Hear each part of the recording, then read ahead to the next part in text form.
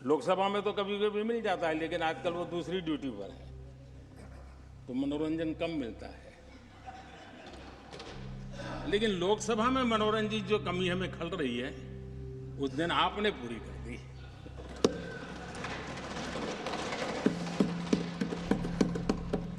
और मुझे प्रसन्नता इस बात की थी कि माननीय खड़गे जी काफी लंबा और बड़ी इम्तहान वजह से शांति से बोल रहे थे। कुछ साथियों के लिए आलोचना करना, कड़वी बातें करना, ये उनकी मजबूरी थी। उनके प्रति भी मैं संवेदनाएं प्रकट करता हूं।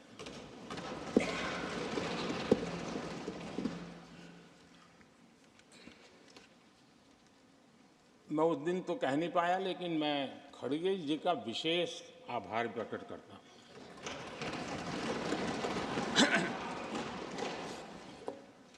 बहुत ध्यान से सुन रहा था खड़गे जी उस दिन में,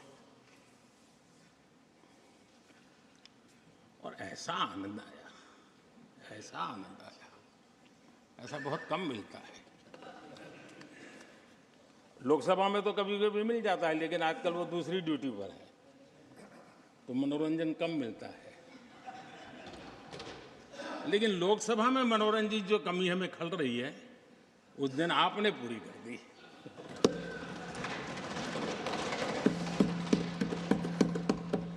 और मुझे प्रसन्नता इस बात की थी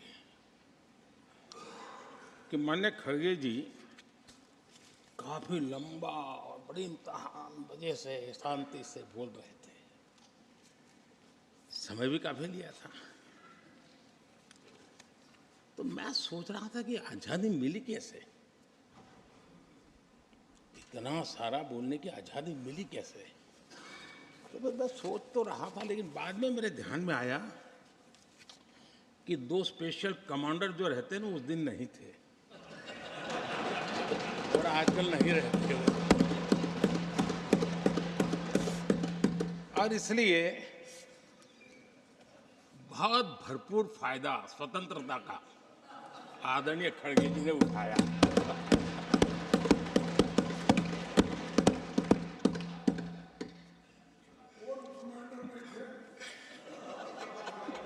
और मुझे लगता है कि उस दिन खड़गे जी ने सिनेमा का एक गाना सुना होगा, ऐसा मौका फिर कहाँ मिलेगा।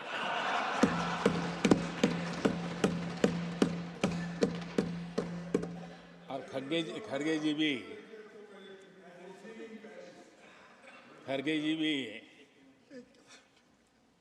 एम्पायर नहीं है, कमांडोज नहीं है, तो चौके छक्के मारने में मजा आ रहा था उनको। लेकिन एक बात खुशी की रही, उन्होंने जो 400 सीट एनडीए के लिए आशीर्वाद दिया था,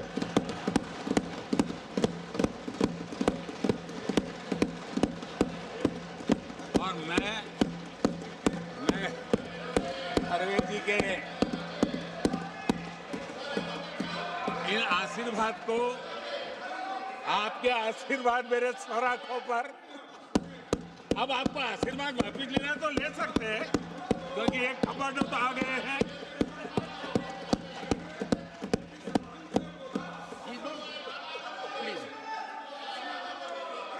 आदरणीय सभापति जी,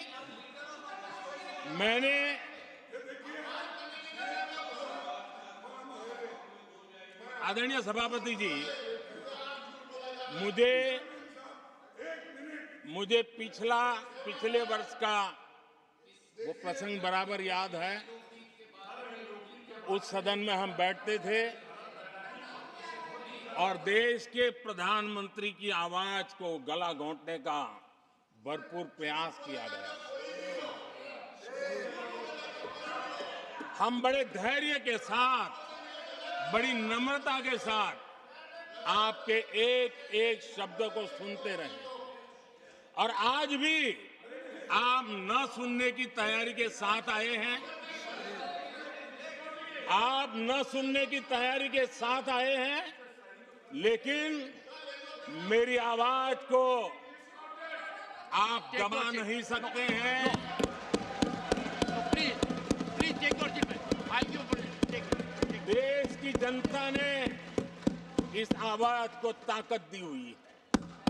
देश की जनता के आशीर्वाद से आवाज निकल रही है और इसलिए आपने पिछली बार, मैं भी इस बार पूरी तैयारी के साथ आया हूं। मैंने सोचा था कि उस वक्त कि शायद आप जैसे व्यक्ति सदन में आए हैं तो मर्यादाओं का पालन करेंगे, लेकिन 1.5-2 घंटे तक क्या जुल्म किया था आप लोगों ने मुझ पर, और उसके बाद भी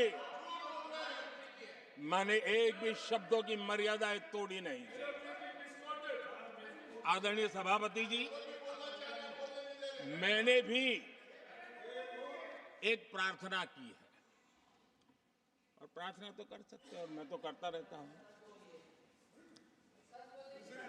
पश्चिम बंगाल से आपको जो चैलेंज आई है,